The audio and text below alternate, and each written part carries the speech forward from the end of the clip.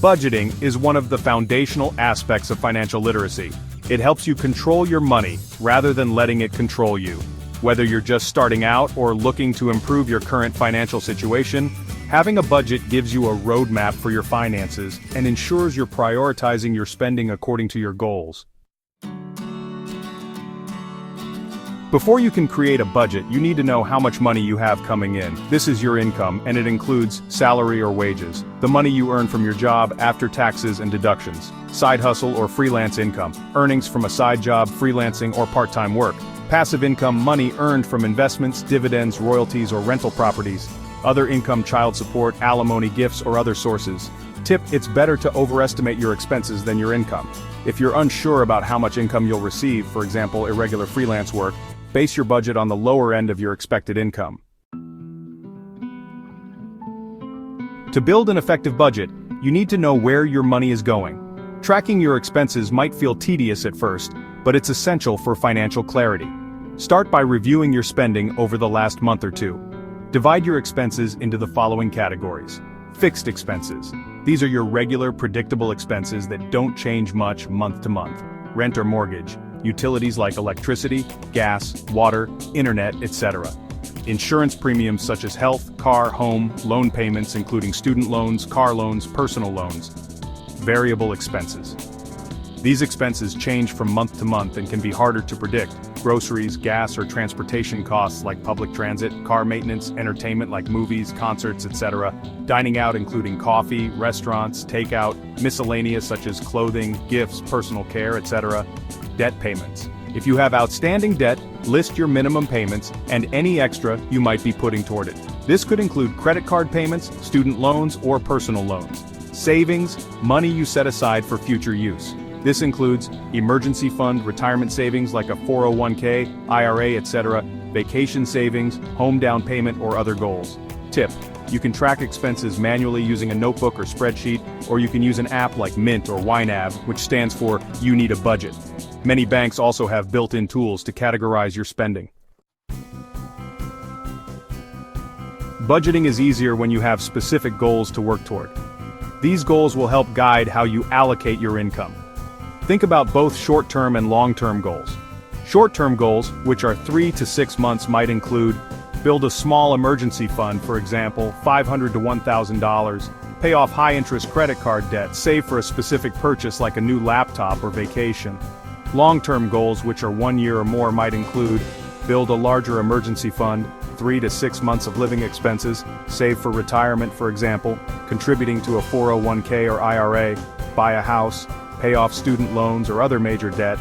Tip: write down your goals and keep them visible so you can stay motivated and focused.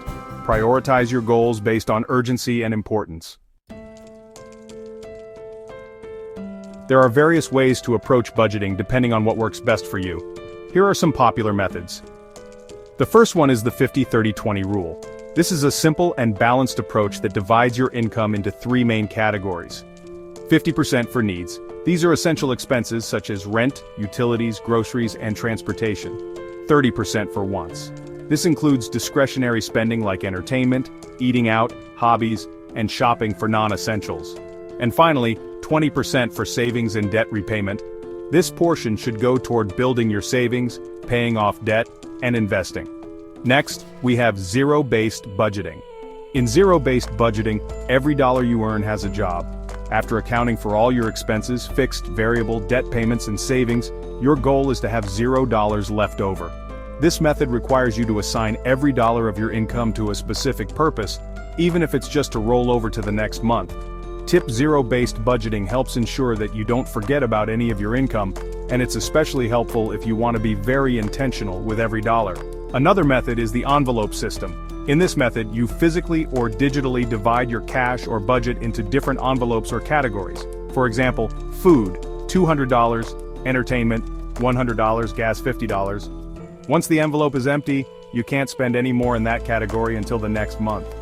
This is great for people who tend to overspend or need a more structured way to control discretionary spending. Lastly, we have the pay yourself first method. This involves setting aside a portion of your income for savings and debt repayment before paying for anything else.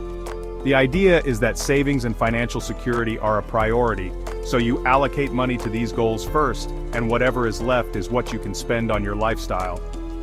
Tip: set up automatic transfers to savings or retirement accounts so that you pay yourself first each time you get paid.